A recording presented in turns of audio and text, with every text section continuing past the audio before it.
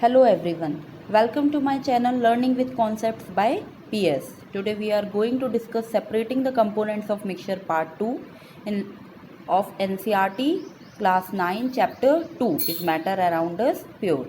Last video में हमने इसी separating the components of mixture का part 1 देखा था, जिसमें हमने 4 evaporation डिस्टिलेशन ये सारी कुछ प्रोसेस थी जो डिस्कस करी थी, और कुछ अभी प्रोसेस हैं जो आज हम डिस्कस करते हैं।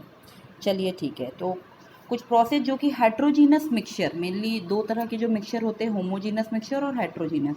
तो जो कॉम्प्लेक्स तरह के हेट्रोजीनस मिक्सचर होते हैं और होमोजीनस मिक्सचर होते हैं, उन्हें सेपरेट आउट करने के लिए कुछ 8 प्रोसेस हमने डिटेल में समझने के लिए बोला था, जैसा कि इवापोरेशन, सेंट्रीफ्यूगेशन, सब्लिमेशन, क्रोमेटोग्राफी। ये 4 प्रोसेस हम पहले डिस्कस कर चुके हैं, और आज हम डिस्कस करने वाले हैं कैसे हम सेपरेटिंग फनल का यूज़ करके मिक्सचर के कंपोनेंट्स को सेपरेट कर सकते हैं। दूसरा डिस्टिलेशन, डिस्टिलेशन के ही 2 डिफरेंट टाइप्स होते हैं, एक सिंपल डिस्टिलेशन और फ्रैक्शनल डिस्टिलेशन, जो कि हम डिटेल में समझेंगे, उनके बीच का डिफरेंस भी समझेंगे, और फिर उसके बाद हम देखेंगे क्रिस्टलाइजेशन। ओके, तो चलिए शुरू करते हैं हमारा सेपरेटिंग फनल के साथ। तो using separating funnel to separate 2 immiscible liquid. पहले हम जानते हैं यहाँ पे इमिसिबल लिक्विड क्या होता है। इमिसिबल लिक्विड वो होते हैं जब हमारे पास 2 लिक्विड हो जो कि आपस में एक दूसरे से डिज़ोल्व ना हो, या हम ये कह सकते हैं कि वो दोनों एक दूसरे से मिले हुए ना हों, जो अलग अलग दिखता है ना, जो पूरे तरीके से एक दूसरे में एब्जॉर्ब ना हो जाए, जिसके जो पार्टिकल्स होते हैं, हमने जनरली देखा है कि जो एक लिक्विड है, जैसे दूध और पानी, आप जब उसको मिलाते हो तो दूध और पानी के बीच में आप डिफ्रेंशिएट नहीं कर सकते, वो जाके ओवरऑल हमको दिखने में, फिजिकली दिखने में एक अपीयर होता है ना, एक लिक्विड अपीयर होता है, एक होमोजीनस मिक्सचर अपीयर होता है। बट कुछ लिक्विड ऐसे होते हैं जो मिलने के, जब हम उसको मिक्स करते हैं तो मिक्स करने के बाद हम उसको अलग अलग लेयर्स में डिफ्रेंशिएट कर सकते हैं, हम जान सकते हैं, हम उसको बता सकते हैं, आँखों से देखकर बता सकते हैं कि इसमें 2 अलग अलग तरह की लिक्विड मिक्स है। तो immiscible means that the liquid don't dissolve in each other, यानी कि वो लिक्विड एक दूसरे में डिज़ोल्व नहीं होती है, घुलती नहीं है। इसका एक एग्जांपल है ऑयल एंड वाटर। आप कभी ऑयल या घी को पानी में डालो तो वो ऊपर, क्योंकि आपको पता है कि ऑयल की जो डेंसिटी होती है, वो वाटर से क्या होती है, कम होती है, तो कम होने की वजह से वो ऊपर तैरने लगता है ना। तो हम ये डिफ्रेंशिएट कर सकते हैं कि इस वाटर में या पानी में ऑयल मिक्स हो गया है, ठीक है।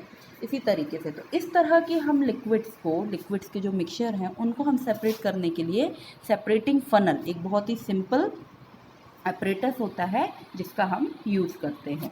तो separating immiscible liquid is done using a separating funnel. A separating funnel is a separating for separating liquid layer. Generally हम क्या करते हैं, इसमें जब इमिसिबल लिक्विड का जो मिक्सचर होता है, इसमें जो 2 लिक्विड होते हैं उनकी जो लेयर फॉर्मेशन होती है, तो पहले हम एक लेयर को बाहर कर लेते हैं और फिर उसके बाद दूसरी लेयर को कर लेते हैं।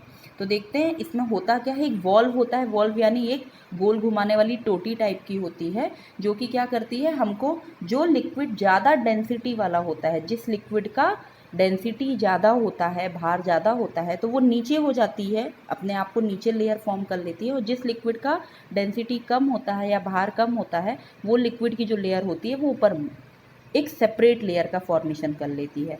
तो इसको बहुत ही सावधानी से करना होता है, क्योंकि जैसे ही हम इसका वॉल्व खोलते हैं तो लिक्विड ड्रॉप बाय ड्रॉप बूंद बूंद करके नीचे के ओपनिंग से गिरने लगता है। नीचे हम एक यूटेंसिल रख सकते हैं, बीकर रख सकते हैं, जिसमें वो लिक्विड कलेक्ट हो जाता है, और जैसे ही हमें ऐसा दिख रहा है कि वो 2 लेयर के पास पहुंच गया है, तो हम अपनी स्पीड स्लो करते करते ग्रेजुअली उस वॉल्व को बंद कर देते हैं, जिससे कि अब क्या हुआ है, हमारे पास एक लिक्विड ऊपर आ जाता है और एक लिक्विड हमारे पास नीचे दूसरे बीकर में सेपरेट आउट होके मिल जाता है, ठीक है। ये डिकेंटेशन प्रोसेस से ज़्यादा अच्छा रिजल्ट देता है। डिकेंटेशन में हम जनरली क्या करते हैं, जो सस्पेंशन होता है, सस्पेंशन यानी आपने पढ़ा हो जैसे धूल और सैंड और वाटर, तो सैंड और वाटर या बालू और पानी, है ना, चॉक पाउडर और पानी। तो डिकेंटेशन प्रोसेस में क्या होता है, पहले हम उस सस्पेंशन वाले मिक्सचर को थोड़ी देर के लिए रख देते हैं, जिसके कारण वो नीचे सेटल डाउन हो जाता है, और फिर उसको हम ईजिली स्लोली उस बीकर को उठा के और एक दूसरे बीकर में पानी को पोर आउट कर देते हैं। तो उसमें क्या होता है, कभी कभी कुछ पार्टिकल्स हमारे सेपरेट आउट नहीं हो पाते, कुछ सॉलिड पार्टिकल चला जाता है। तो जनरली सॉलिड लिक्विड के बीच में तो हम डिकेंटेशन यूज़ कर सकते हैं, बट लिक्विड के केस में अगर हम उसको उठा के पोर करने की कोशिश करेंगे, दूसरे वेसल में डालने की कोशिश करेंगे, तो वो मिक्सिंग या सेपरेशन बहुत अच्छे से नहीं हो पाएगा, वो मिक्सिंग हो जाएगी। ओके, तो देखते हैं हम सेपरेटिंग फनल का मिक्सचर क्या है। इसके पहले आप ये देख लो, इस तरीके से सेपरेटिंग फनल दिखता है। ये एक कॉनिकल टाइप का इसका शेप होता है ऊपर से, और नीचे जैसा फनल का शेप होता है सेम वैसे ही इसका भी होता है ना। और इसमें क्या होता है, इसलिए हम इसको सेपरेटिंग फनल बोलते हैं। और बीच में यहाँ पर ये स्टॉप कॉक जो लिखा हुआ है, इसको हम कहते हैं वॉल्व। ये जो क्या होती है, एक वॉल्व लगी होती है। तो हम इस वॉल्व को, स्टॉप कॉक को धीरे से ग्रेजुअली ओपन करते हैं। जैसे यहाँ पर आपको लाइट पिंक कलर का और ब्लू कलर के दो लेयर्स दिख रहे हैं। यहाँ ऊपर जो है केरोसिन ऑयल है और नीचे वाटर है। जैसे ही हमको आँखों से, हम नेकेड आई से हमारे दिखने लगेगा कि वाटर नीचे नीचे करके उसका लेवल लो होता जा रहा है, वैसे ही हम क्या करेंगे, स्टॉप कॉक की मदद से हमारा जो मोशन है पानी का, उसको धीरे धीरे स्लो करते जाएंगे और ग्रेजुअली हम उसे बिल्कुल वॉल्व को बंद कर देंगे जब हमें ऐसा दिखेगा। तो इसमें 90 to 95% सेपरेशन पॉसिबल होता है। ठीक है, कुछ चीज़ें फिर भी रह जाती है अगर बहुत ज़्यादा एक्यूरेसी ना दिखाई जाए तो ये कौन से प्रिंसिपल में काम करता है इसको हम समझते हैं। Principle on which it works, the denser or heavier liquid from the lower layer and lighter liquid will form the separate upper layer. क्योंकि मेन प्रिंसिपल यही है कि जो डेंसर हैवियर लिक्विड है वो लोअर लेयर बना लेता है, और जो लाइटर लिक्विड है, मतलब जो हल्का होता है लिक्विड, तो वो अपर लेयर बना लेता है, जिसके कारण हम लोअर को पहले अलग सेपरेट आउट करके फिर वॉल्व को बंद कर देते हैं, और अगेन हम वॉल्व को ओपन करके दूसरे वेसल में हम ऊपर वाले बीकर को कलेक्ट कर सकते हैं। ठीक है, ऊपर वाले लिक्विड को कलेक्ट कर सकते हैं। इसमें क्या हुआ, the two liquids are put into the funnel. पहले हम दोनों लिक्विड को फनल में करते हैं, left for a short time, थोड़ी देर के लिए उसे रख देते हैं, to settle out and form two layers, क्योंकि जब वो थोड़ी देर में अपने आप को दो लेयर में सेपरेट आउट कर लेता है। The tap of the funnel is open, फिर उसके बाद टैप को ओपन किया, and the bottom liquid is allowed to run. The two liquids are now separate. Okay, so I think you are understood. देखते हैं सेपरेटिंग फनल का use कहाँ कहाँ होता है। In the extraction of iron from its ore, जब हम ओर, बहुत सारे आयरन के जो ओर्स होते हैं, तो उनको हम मॉल्टन स्टेट में कन्वर्ट करके वो डिफरेंट डिफरेंट लेयर्स बना लेते हैं। तो जो लाइटर वाला होता है, जो हल्का होता है slag, is remove from the top by this method to leave the molten iron at the bottom in the furnace. तो पहले वो मॉल्टन जो आयरन होता है, क्योंकि वो आयरन मेल्ट होकर मॉल्टन स्टेट में होता है, तो उसको हम नीचे टैप ओपन करके दूसरे वेसल में कलेक्ट कर लेते हैं। जो बचा हुआ स्लैग होता है वो लाइटर रहता है, तो ऊपर रह जाता है, जिसको हम बाद में एक्सट्रैक्ट आउट कर लेते हैं। दूसरा एक और है, a good apparatus to separate oil and water. जब भी ऑयल और वाटर सेपरेट आउट करने की इंडस्ट्रीज में यूज़ होता है, तो सेपरेटिंग फनल का यूज़ किया जाता है। ठीक है, हम नेक्स्ट प्रोसेस देखते हैं, डिस्टिलेशन। डिस्टिलेशन क्या है? Distillation is the process of separating components or substance from a liquid mixture by using selective boiling and condensation. यहाँ पर देखिए, डिस्टिलेशन में मेनली दो चीज़ें होती है। यहाँ पर बॉइलिंग भी हो रही है और कंडेंसेशन भी हो रही है। बॉइलिंग प्रोसेस आप जानते हो क्या होता है, हमने पिछले चैप्टर में पढ़ा था। बॉइलिंग यानी पानी का भाप में बदल जाना। Liquid, when the liquid converts into vapour condition, that is the process is known as boiling. और कंडेंसेशन में क्या हो रहा है, जस्ट उसका अपोजिट, यानी हमारी जो भाप है वो वापस से लिक्विड, मतलब वेपर जो है वो वापस से अगर लिक्विड में कन्वर्ट होती है, तो दैट इज कॉल्ड कंडेंसेशन। तो सेलेक्टिव बॉइलिंग और कंडेंसेशन, ये दोनों प्रोसेस को मिला के हमारी डिस्टिलेशन प्रोसेस होती है, एक एपरेटस को यूज़ करके। जो एपरेटस डिस्टिलेशन प्रोसेस में यूज़ होता है उसको हम स्टिल कहते हैं, स्टिर। ओके, तो उसको हम क्या कहते हैं, स्टिर कहते हैं।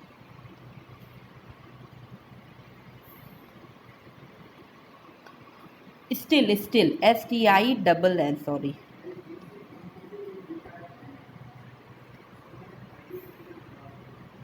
Okay, STILL, still. तो इस तरीके से कि स्टिल नाम का एपरेटस होता है जिससे हम डिस्टिलेशन प्रोसेस करते हैं। होता क्या है, डिस्टिलेशन प्रोसेस का मेनली जो यूज़ होता है वो मिक्सिबल लिक्विड, मतलब दो लिक्विड जब आपस में मिक्स की हों, बट मिक्सेज हो, जैसे वाटर और मिल्क, इस तरह के मिक्सचर को हम डिस्टिलेशन प्रोसेस से सेपरेट आउट कर सकते हैं। मतलब किसी भी दो, इवन गैसेस का, अगर दो या दो से ज़्यादा गैसेस या दो से ज़्यादा लिक्विड अगर आपस में मिक्स हो गई हों, डिज़ोल्व हो चुकी हों और उन्हें सेपरेट आउट करना है, क्योंकि वो बहुत एक होमोजेनस मिक्सचर है, उसको सेपरेट आउट करने के लिए हम डिस्टिलेशन प्रोसेस का यूज़ करते हैं। ठीक है, समझते हैं हम वैसे जो डिस्टिलेशन प्रोसेस है वो मेनली दो टाइप के होते हैं। एक होता है हमारा सिंपल डिस्टिलेशन और दूसरा होता है फ्रैक्शनल डिस्टिलेशन। देखते हैं हम इसमें डिफरेंस क्या है ना। तो सिंपल डिस्टिलेशन प्रोसेस वो होता है जिसमें boiling point of chemicals in a mixture having large differences more than 25 degree Celsius.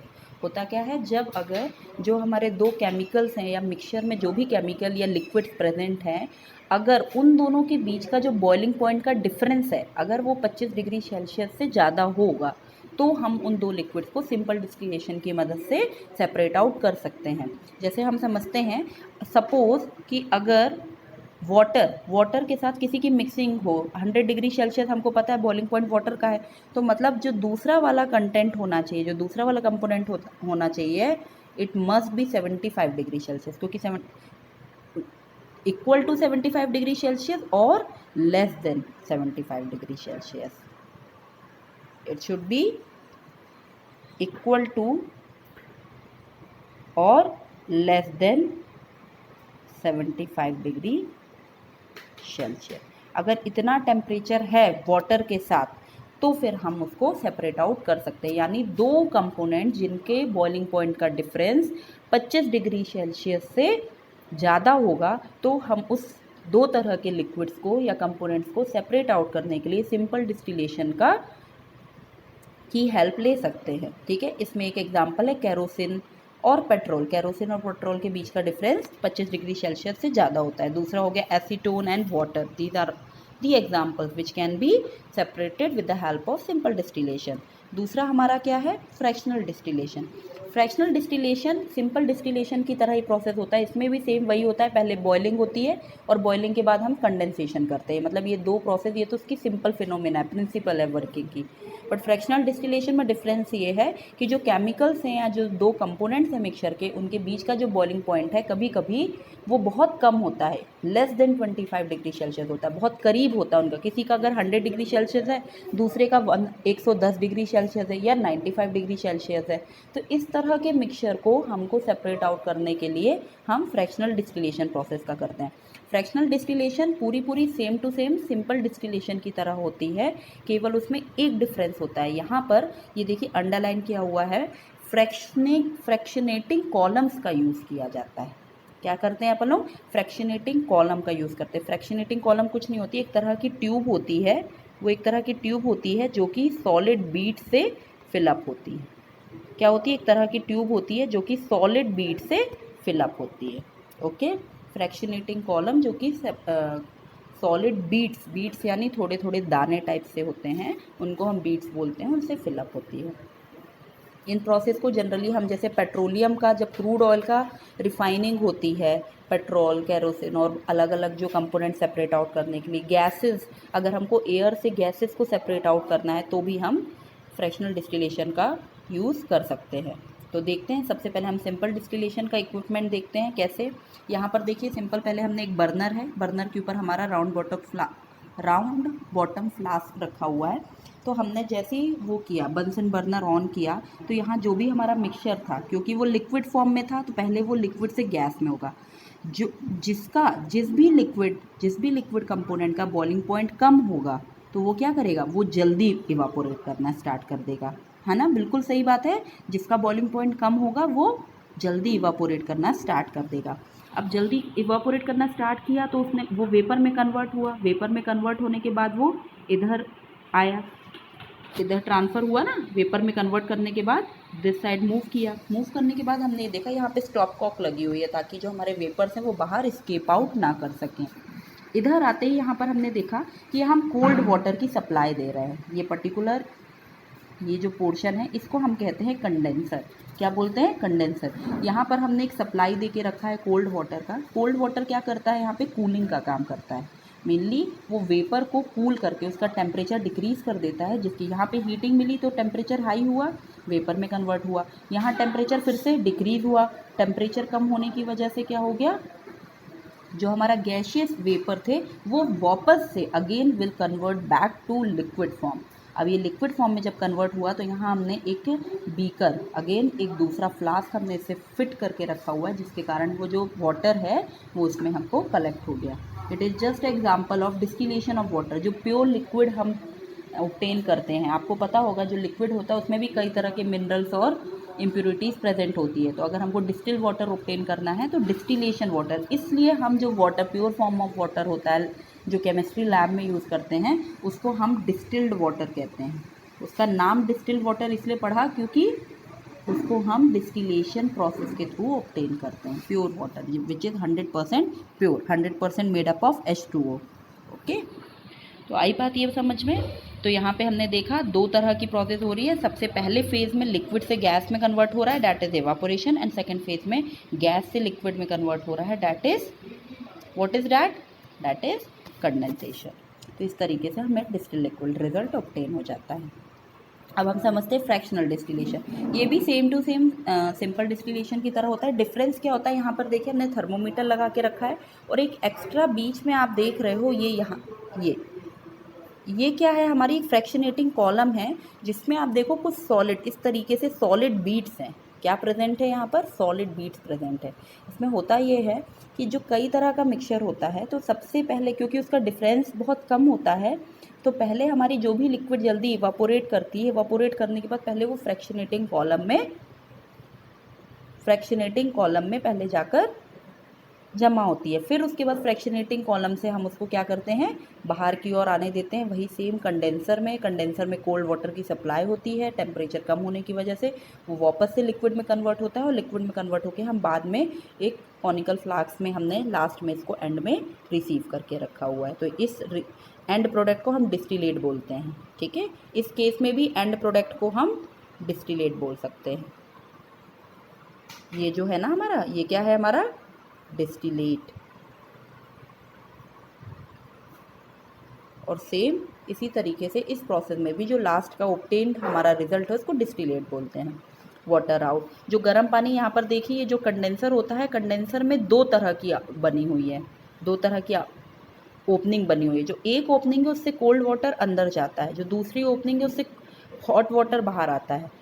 कौन सा, क्योंकि आपको पता है क्योंकि ये भाप जो है वो गर्म है, उस भाप से एनर्जी लेने के बाद वाटर थोड़ा सा गर्म हो जाएगा ना, तो उस गर्म पानी को बाहर निकाल के हम उसमें रेगुलर सप्लाई करते रहते हैं कोल्ड वाटर की। यहाँ पे कनेक्शन नहीं है बट यहाँ पे जो कोल्ड वाटर है वो रेगुलर सप्लाई होता रहता है, कोल्ड वाटर का कनेक्शन रहता है जिससे हम रेगुलर कोल्ड वाटर सप्लाई करते रहते हैं।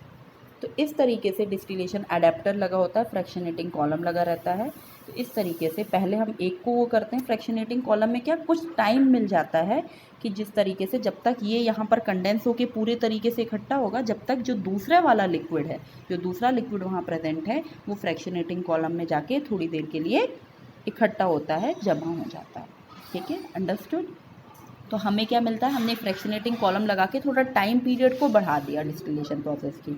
तो टाइम पीरियड को बढ़ाने की वजह से जो उनके बीच का डिफरेंस कम है तो उसमें मिक्सिंग नहीं हो पाती है, क्योंकि अगर हम जल्दी जल्दी कर देते तो मिक्सिंग हो जाती, फ्रैक्शनेटिंग कॉलम लगाने की वजह से हमको मिक्सिंग नहीं हो पाती है। ठीक है, चलिए तो इसके हम देखते हैं एप्लीकेशन। अगर सिंपल डिस्टिलेशन देखें तो production of gasoline, distil water, xylene, alcohol, paraffin, kerosene, इस तरह में जो बड़ी बड़ी लेबोरेटरीज होती हैं केमिकल, वहाँ पर हम सिंपल डिस्टिलेशन प्रोसेस का यूज़ करते हैं। दूसरा डिसैलिनेशन। डिसैलिनेशन क्या होता है, सॉल्ट को हटाना। जो आप समुद्र में जो सॉल्ट ऑब्टेन करते हो, सॉल्ट में भी बहुत इम्प्योरिटी होती है ना, तो वहाँ से भी अगर सॉल्ट को वो करना है हटाना तो हम सिंपल डिस्टिलेशन का प्रोसेस करते हैं, क्योंकि पानी पूरी तरीके से इवापोरेट होके बाहर निकल आता है, तो जो बचता हुआ है सॉल्ट वो रिमेनिंग नीचे रह जाता है, तो वो डिसैलिनेशन कह सकते हैं।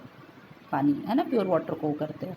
फिर प्यूरिफिकेशन ऑफ एल्कोहल। एल्कोहल के प्यूरिफिकेशन में भी हम सिंपल डिस्टिलेशन का प्रोसेस यूज़ कर सकते हैं। जो भी मिक्सिंग है एल्कोहल में अदर लिक्विड्स की वो हम हटा सकते हैं।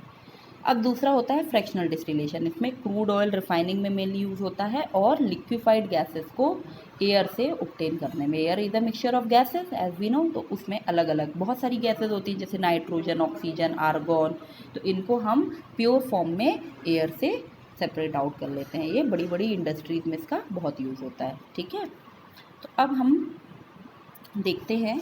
यहाँ पर हमने देखा सिंपल डिस्टिलेशन कैसे काम करता है, फ्रैक्शनल डिस्टिलेशन कैसे काम करता है। इसको एक एग्जांपल में समझने के लिए अभी हमने देखा कि फ्रैक्शनल डिस्टिलेशन हम एयर में से गैसेस को ऑब्टेन करने के लिए यूज़ करते हैं। तो देखते हैं कैसे। एक्चुअली होता ये है कि सबसे पहले हमारे पास क्या थी, एयर थी। उस एयर को हम कंप्रेस करते हैं। आप बताओ बच्चों कि अगर हम एयर को कंप्रेस करेंगे तो क्या होगा। हमने पढ़ा है जो एयर के मॉलिक्यूल्स होते हैं, जो एयर के एटम्स होते हैं, वो बहुत दूर दूर होते हैं। अगर हम उन्हें कंप्रेस करेंगे, किसी भी चीज़ को कंप्रेस करो दबाव बनता है, दबाव बनने की वजह से क्या होगा, वो नज़दीक आ जाएंगे, है ना। क्योंकि जितने एयर के पार्टिकल्स हैं वो पास पास आने की कोशिश करेंगे, क्योंकि जब हम प्रेशर अप्लाई करते हैं तो वॉल्यूम कम हो जाता है। अब वो अपने पास पास आ गए। पास पास आने से धीरे धीरे एक टाइम ऐसा होता है, एक स्टेज ऐसी आती है, अगर हम प्रेशर इंक्रीज करते जाए और टेम्परेचर को डिक्रीज़ करते जाए, क्योंकि टेम्परेचर डिक्रीज़ हो रहा है, कूलिंग हो रही है, तो कूलिंग के केस में क्या होता है, एनर्जी बाहर निकल जाती है। जब उनके पास एनर्जी नहीं बचेगी तो वो सुस्त होके पास पास आ जाएंगे, मॉलिक्यूल पास पास आ जाएंगे, और पास होके वो किस फॉर्म में कन्वर्ट हो जाएंगे, लिक्विड फॉर्म में कन्वर्ट हो जाते हैं। ये अभी हमने पढ़ा भी था, है ना, कि इफेक्ट ऑफ कन्वर्जन ऑफ, हमने inter conversion of states of matter में ये बात पढ़ी थी कि गैस में अगर बहुत हाई प्रेशर और टेम्परेचर को डिक्रीज़ करके जो कंडीशन क्रिएट होती है, उसमें जो गैस होती है वो लिक्विड फॉर्म में कन्वर्ट हो जाती है। तो सेम यहाँ पर यही हो रहा है। सबसे पहले हम प्रेशर को इंक्रीज़ करते हैं, और प्रेशर को हमने क्या किया, इंक्रीज़ किया, और टेम्परेचर को हमने डिक्रीज़ किया, तो लिक्विड एयर हो गई। अब इस लिक्विड एयर को allow to warm up slowly, दोबारा से हम इसकी वार्म अप करते हैं। वार्म अप करते हैं मतलब दोबारा से उसको हीट देते हैं। हीट देने की वजह से उसकी काइनेटिक एनर्जी दोबारा इंक्रीज़ होगी और वो दोबारा दूर दूर जाने लगेंगे। तो लिक्विड दोबारा से किस फॉर्म में जाने लगेगा, गैसियस फॉर्म में कन्वर्ट होने लगेगा। तो अब गैसियस फॉर्म में जब कन्वर्ट हुई तो हम डिफरेंट गैसेस को अलग अलग हाइट्स में सेपरेट आउट कर सकते हैं। और क्योंकि इस पूरे डिस्टिलेशन प्रोसेस में हमारा मेन आधार क्या है, वर्किंग प्रिंसिपल क्या है, डिफरेंस इन बॉइलिंग पॉइंट। अगर बॉइलिंग पॉइंट में डिफरेंस नहीं होता तो हम इनको कभी मिक्स नहीं कर पाते, सेपरेट आउट कर पाते।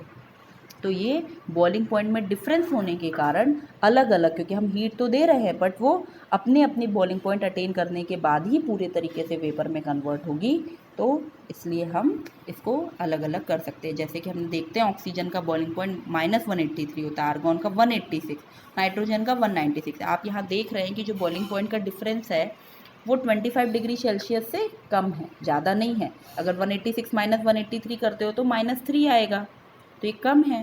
तो इस तरह से हम इसको फ्रैक्शनल डिस्टिलेशन मतलब फ्रैक्शनेटिंग कॉलम का यूज़ करके ऑब्टेन करते हैं। ठीक है, देखते हैं। ये पूरा हमारे पास ऐसा इक्विपमेंट होता है जिसमें सबसे पहले ये देखिए स्टार्टिंग हम कैसे करते हैं। सबसे पहले हम फ़िल्टर अप्लाई, यहाँ फ़िल्टर रखते हैं। फ़िल्टर से क्या हुआ, गैसियस में अगर थोड़े बहुत जो बड़े बड़े कुछ इम्प्योरिटीज़ प्रेजेंट हों तो लार्ज पार्टिकल इम्प्योरिटीज़ वो फ़िल्टर आउट होके बाहर रह जाती है। अब हमारी एयर अंदर आई, हम जैसे ही इस एपरेटस में एयर आती है तो हमने प्रेशर अप्लाई किया। प्रेशर कैसे, दोनों अगल बगल हमने दो लगा के रखे हैं, एक ये और एक ये वॉल्व लगा के रखे हैं। इनमें हमने जैसे ही प्रेशर अप्लाई किया तो क्या हुआ, जो एयर थी, हॉट एयर थी, वो आकर फिर प्रेशर अप्लाई किया तो वो लिक्विड फॉर्म में कन्वर्ट हो गई, कहीं ना कहीं लिक्विड फॉर्म में कन्वर्ट हो गई। लिक्विड फॉर्म में कन्वर्ट होके वो क्या हुआ कि सेकंड उसमें आई है, सेकंड कंटेनर में क्या हुआ, वाटर आउट हो गया और फ्रीजिंग कोल्ड वाटर इन। यहाँ पर मेनली एक तरह का कंडेंसर है। क्या है ये हमारा कंडेंसर। तो कंडेंसर होने की वजह से एयर और ज़्यादा क्या, क्योंकि अब हमने प्रेशर तो अप्लाई किया, अब हमने टेम्परेचर भी कम कर दिया। टेम्परेचर कम करने के कारण एयर दोबारा से लिक्विड में कन्वर्ट, एयर जो है थी हमारी लिक्विफाई हो गई। लिक्विफाई होने के कारण अब जो हमारी एयर निकलेगी वो कोल्ड और कंप्रेस्ड एयर निकलेगी। कोल्ड कंप्रेस एयर को, ये हमारे पास पिंक कलर का एक एपरेटस है, इसमें हम इस एक तरह से क्या हो गई, डिफरेंट गैसेस, मतलब ये फ्रैक्शनेटिंग कॉलम टाइप का बिहेव करता है। इसमें कार्बन डाइऑक्साइड गैस सबसे पहले आउट हो गई। कैसे, ड्राई आइस के फॉर्म में, क्योंकि आपको पता है ना वो और ज़्यादा, क्योंकि कार्बन डाइऑक्साइड बहुत ही जल्दी, अगर इसको हम कूलिंग करते हैं तो कार्बन डाइऑक्साइड गैस जल्दी किस में कन्वर्ट हो जाती है, ड्राई आइस में कन्वर्ट हो जाती है ना, ड्राई CO2, जिसको हम ड्राई आइस कहते हैं। तो ड्राई आइस की तरह हमें यहाँ ऑब्टेन हो जाएगा। बट बाकी जो बची हुई हैं वो अभी उनको और प्रेशर देते हुए लिक्विड एयर को हम क्या करते हैं, एक्सपेंशन जेट दिया है, फ्रैक्शनल डिस्टिलेशन यहाँ कॉलम था, तो यहाँ पर धीरे धीरे करके एक एक गैस बाहर निकलती है। तो हमने देखिए कॉलम बना के रखा है, क्योंकि जिसका बॉइलिंग पॉइंट कम होगा वो ज़्यादा जल्दी सेपरेट आउट होती जाएंगी। तो पहले नाइट्रोजन, फिर आर्गॉन, इसी तरीके से हम देख रहे हैं यहाँ पर लास्ट में हमको लिक्विड ऑक्सीजन, सबसे ये लिक्विड ऑक्सीजन मिल गया है हमको। ठीक है, तो हमने यहाँ पर पढ़ा था, देखा था कि नाइट्रोजन की 196 है और ऑक्सीजन का 183, आर्गॉन का 186। तो यहाँ सबसे कम बॉइलिंग पॉइंट किसका है? ऑक्सीजन का, है ना? नहीं, नाइट्रोजन का, क्योंकि हमारी माइनस में है। तो यहाँ पर हम नाइट्रोजन का बॉइलिंग पॉइंट कम होने की वजह से ऊपर देखिए नाइट्रोजन है, उसके बाद हमारी आर्गॉन थी और लास्ट में हमारी ऑक्सीजन है। तो इस तरीके से लिक्विड फॉर्म में हमको गैस हुई। दोबारा से अगर हम इसको वार्म अप कर देंगे तो ये दोबारा हमारी गैसियस फॉर्म में कन्वर्ट हो जाएंगी। तो इस तरीके से था हमारा गैसेस का सेपरेशन। अब नेक्स्ट हमारी प्रोसेस है जो कि लास्ट प्रोसेस है, क्रिस्टलाइजेशन। क्रिस्टलाइजेशन क्या होता है? आपने नाम सुना होगा, क्रिस्टल्स। क्रिस्टल्स होता है कि ये सॉलिड फॉर्म में होता है। जनरली ये जो प्रोसेस होती है हम सॉलिड की इम्प्योरिटीज़ को रिमूव करने के लिए यूज़ करते हैं। जब pure form of solid crystal के फॉर्म में ऑब्टेन करना हो तो हम क्रिस्टलाइजेशन प्रोसेस यूज़ कर सकते हैं। ये प्रोसेस जनरली बेटर टेक्निक होती है सिंपल इवापोरेशन मेथड से, क्योंकि इवापोरेशन के टाइम पे क्या होता है कि कुछ ऐसे सॉलिड्स होते हैं जैसे शुगर है, अगर आप उसको इवापोरेट कराते हो बहुत ज़्यादा ड्राई होती जाएगी और इवापोरेशन होता जाएगा तो जो शुगर होती है उसकी जो क्वालिटी होती है वो ख़राब हो जाती है। उसकी जो क्वालिटी होती है वो इतनी अच्छी ऑब्टेन नहीं होती है, हीटिंग, ड्राइनेस हो जाती है, चैड हो जाती है। चैड मतलब बहुत उसका जो टेस्ट है और उसकी जो क्वालिटी है वो ख़राब हो जाती है। इसी तरीके से इवापोरेशन का एक और डिसएडवांटेज है कि इवापोरेशन के दौरान, क्योंकि हम तो उसका फिल्ट्रेशन नहीं करते हैं, डायरेक्ट इवापोरेशन कराते हैं, तो जो इम्प्योरिटीज़ प्रेजेंट होते हैं वो सॉलिड में ही रह जाती, क्योंकि इम्प्योरिटीज़ तो इवापोरेट नहीं हो पाते हैं। इस वजह से इवापोरेशन में हमने एक्स्ट्रा हीट नहीं सप्लाई किया ना, तो वो इम्प्योरिटीज सेपरेट आउट नहीं हो, जो डिज़ोल्व फॉर्म में इम्प्योरिटीज़ रहती है वो कंटामिनेट कर देती हैं सॉलिड को। तो क्रिस्टलाइजेशन इस तरीके से हम कह सकते हैं कि इवापोरेशन से ज़्यादा बेटर टेक्निक है। क्रिस्टलाइजेशन में होता क्या है, देखते हैं इसके प्रिंसिपल, वर्किंग प्रिंसिपल। हमने क्या किया कि एक बीकर लिया, बीकर में हमने सॉल्यूबल सॉलिड इन सॉल्यूशन, मतलब जो भी सॉलिड था वो सॉल्यूबल फॉर्म में था, उसका सॉल्यूशन लिया हुआ है। हम इवापोरेशन मतलब हीट सप्लाई कर रहे हैं, कहीं ना कहीं इवापोरेशन होगा, तो इवापोरेशन होगा तो क्या चीज़ वेपर में कन्वर्ट हो जाएगी? पानी वेपर में कन्वर्ट हो जाएगा। तो जो सॉल्वेंट वाला जो पार्ट है, मतलब पानी है, वाटर है, वो क्या हो जाएगा? इवापोरेट होता जाएगा, इवापोरेट होके बाहर निकल गया। अब हमारे पास जब पानी बहुत कम बचता है, थोड़ा सॉलिड बचता है, तो सबसे पहले हम उसको फ़िल्टर करते हैं। क्या कर देते हैं? फ़िल्टर करते हैं। तो फ़िल्टर करने की वजह से हमने यहाँ पे फ्लूटेड फ़िल्टर पेपर यूज़ किया है, इसमें हॉट सेचूरेटेड सॉल्यूशन डाला। सॉल्यूशन डालने की वजह से क्या हो गया है, अब हमारा जो ऑब्टेन है वो फ़िल्ट्रेट है। इस फ़िल्ट्रेट में हमारे पास क्या है? सॉलिड। वो जो सॉलिड था, सॉल्यूबल सॉलिड, वो इसके अंदर अभी प्रेजेंट है। अब इसको हम एक चाइना डिश में रख कर इसको इवापोरेट करेंगे फिर से। तो अब हमको थोड़ी देर बाद जब ये सूख जाएगा तो crystals of soluble solid obtain हो जाएंगे। आ गई बात समझ में? ध्यान रखिएगा, हम इसको पहले इवापोरेशन इसलिए देते हैं ताकि वो सेचूरेटेड सॉल्यूशन में कन्वर्ट हो जाए। वो सेचूरेटेड सॉल्यूशन जब हम फ़िल्टर आउट करते हैं तो उसमें से जो इम्प्योरिटीज़ रहती हैं वो बाहर रह जाती हैं, तो बचा हुआ पानी और वो रहता है। और फिर उस पानी को अगर हम थोड़ी देर सूखने के लिए रख दें तो पानी तो इवापोरेट होकर बाहर चला जाएगा, बचा हुआ जो हमारे पास सॉलिड रहेगा वो क्रिस्टल फॉर्म में हमें ऑब्टेन हो जाता है। इस प्रोसेस को हम क्रिस्टलाइजेशन कहते हैं। ठीक है, ये आप अपने होम पे भी, घर पे भी करके देख सकते हो। लैब में ये प्रोसेस बहुत कॉमन होती है। क्रिस्टल के एप्लीकेशंस कहाँ हैं? जैसे स्नोफ्लेक फॉर्मेशन, हनी क्रिस्टलाइजेशन, ये जो हनी वगैरह ऑब्टेन होता है ना, ये इसी प्रोसेस से होता है। Purification of samples like copper sulphate. Copper sulphate का प्यूरिफिकेशन जो बड़ी बड़ी लैब होती है तो कॉपर सल्फेट के क्रिस्टल इसी क्रिस्टलाइजेशन प्रोसेस की मदद से होता है। और इवन सी वाटर से जो सॉल्ट ऑब्टेन होता है वो भी इसी मदद से होता है। उसकी प्यूरिफाइड फॉर्म में ऑब्टेन करने के लिए हम क्रिस्टलाइजेशन प्रोसेस यूज़ करते हैं। मैक्रोस्कोपिक क्रिस्टलाइजेशन इन इंडस्ट्री में बहुत हाई लेवल में, बहुत मैक्रोस्कोपिक मतलब बहुत लार्ज लेवल में क्रिस्टलाइजेशन प्रोसेस करवाई जाती है। ओके, तो अभी तक हमने इतनी प्रोसेस पढ़ी है ना, बहुत डिफरेंट प्रोसेस पढ़ी हमने। 8 तरह की डिफरेंट प्रोसेस पढ़ी। Evaporation, सेंट्रिफिकेशन, sublimation, chromatography, separating funnel का यूज़ करके, डिस्टिलेशन, फ्रैक्शनल डिस्टिलेशन, क्रिस्टलाइजेशन। इनमें से किसी भी टॉपिक में अगर आपको डाउट हो तो आप मुझे कमेंट सेक्शन में पूछ सकते हो, मैं उसे और क्लियर करके दूसरा वीडियो तैयार कर सकती हूँ। अच्छा, तो इन तरह की प्रोसेस अभी हमने देखा कि पर्टिकुलर कुछ प्रॉपर्टीज़ होती हैं हमारे मिक्सचर के, उस मिक्सचर को समझते हैं उसका क्या काइंड है, हम डिफरेंट तरह की टेक्निक को अप्लाई करके उन्हें सेपरेट आउट करते हैं। बट कुछ प्यूरिफिकेशन मेथड्स ऐसे भी होते हैं जिनमें 3 से 4 मेथड एक साथ यूज़ होती हैं। जैसे अभी हमने डिस्टिलेशन में देखा, वहाँ इवापोरेशन और कंडेंसेशन मेथड यूज़ हुई है ना। क्रिस्टलाइजेशन में भी इवापोरेशन इन्वॉल्व होता है। तो कुछ ऐसी प्रोसेस भी होती है जिसमें 2-3 मतलब कुछ प्यूरिफिकेशन टेक्निक ऐसी होती हैं जिनमें हमें 2 से 3 टेक्निक एक साथ यूज़ करनी पड़ती है। इसका एक बहुत अच्छा एग्जाम्पल है जो आपके घर में वाटर सप्लाई आता है। वाटर सप्लाई जो होता है वो जनरली केवल ऐसा नहीं है कि किसी एक प्रोसेस को फ़िल्टर करके पानी दे दिया जाए, उसमें कई सारी टेक्निक अप्लाई की जाती है। इसको हम थोड़ा अच्छे से समझते हैं, जो कि आपकी एनसीईआरटी बुक में दिया हुआ है।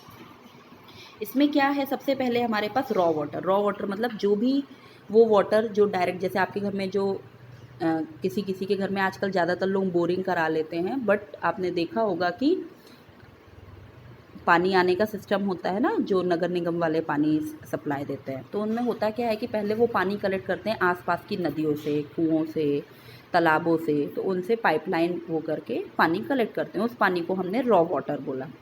अब उस रॉ वाटर को सबसे पहली जो प्रोसेस होती है, पूरा ये सिस्टम देखिए इस तरीके से बना होता है। बहुत बड़े बड़े प्लांट होते हैं जहाँ पर ये पानी, हर सिटी का अपना एक प्लांट होता है जहाँ पे वाटर प्योरीफाई होता है। ओके, तो सबसे पहले हमारे पास एक टैंक होता है जिसको हम कहते हैं कोएगुलेशन टैंक। फर्स्ट टैंक हमारी क्या होती है, कोएगुलेशन टैंक। कोएगुलेशन टैंक में हम कुछ ऐसे केमिकल्स या ऐसे पार्टिकल्स डालते हैं जिससे कि पानी का जो लार्ज डर्टी पार्टिकल्स है, जो बड़े बड़े दिखने वाले, उनमें इम्प्योरिटीज़ प्रेजेंट होती हैं, पेबल्स और डिफरेंट तरह की, उसको हम सेपरेट आउट कर सकें। या फिर कुछ ऐसे भी पार्टिकल्स जो कि हमें दिखते नहीं हैं बट वाटर में प्रेजेंट होते हैं, तो उन तरह के पार्टिकल्स के लिए हम उस तरह की प्रोसेस को हम कोएगुलेशन बोलते हैं। कोएगुलेशन जनरली उन स्पेशल तरह के कंपाउंड्स होते हैं। इसका एक एग्जांपल आप समझ सकते हो, लाइम। हम लाइम डालते हैं, फिटकरी भी आपने सुना होगा। इस तरह की चीज़ अगर हम डालते हैं, फिटकरी या लाइम, तो वो क्या होता है, कोएगुलेट कर देता है। पानी की जितनी गंदगी है उसको कोएगुलेशन करके वो गंदगी वहीं बच जाती है और पानी जो है आगे नेक्स्ट टैंक में ट्रांसफ़र कर दिया जाता है। जो नेक्स्ट टैंक है वो है हमारा फ्लोकुलेशन। क्या है हमारा फ्लोकुलेशन। यहाँ फ्लोकुलेशन में क्या होता है, हम पानी को, यहाँ रोटेटर्स लगे रहते हैं। क्या लगा रहता है, रोटेटर्स रहते हैं। तो रोटेटर बहुत तेज़ पानी को रोटेट करते हैं। बहुत तेज़ रोटेट करने में आपने देखा होगा जो लार्ज पार्टिकल्स होते हैं वो सेटल डाउन हो जाएंगे। सेम यही प्रोसेस आपने आगे भी पढ़ा था। क्या पढ़ा था आपने आगे, सेंट्रीफ्यूगेशन। सेंट्रीफ्यूगेशन में हुआ क्या था, बहुत तेज़ रोटेट करने में पानी नीचे, जो लार्ज पार्टिकल्स है वो नीचे सेटल डाउन हो जाते हैं हायर डेंसिटी की वजह से। नेक्स्ट हमारा आता है सेडिमेंटेशन।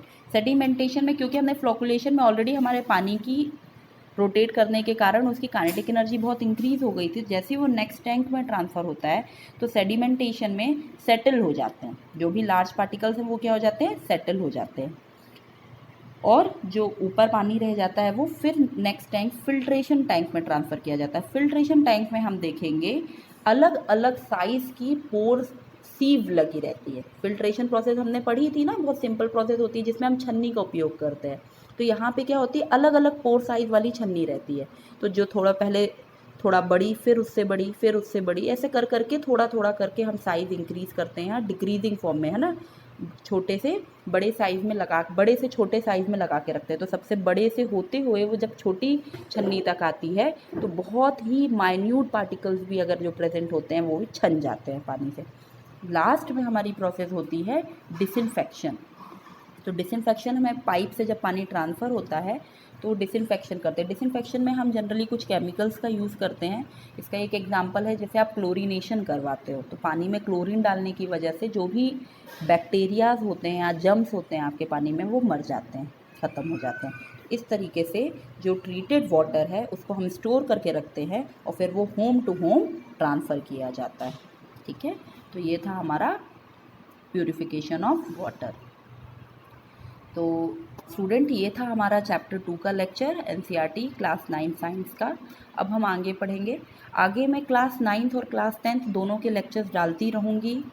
आपकी कोई भी क्वायरीज़ हो तो आप मुझे कमेंट सेक्शन में पूछ सकते हैं। Thank you all and have a nice day.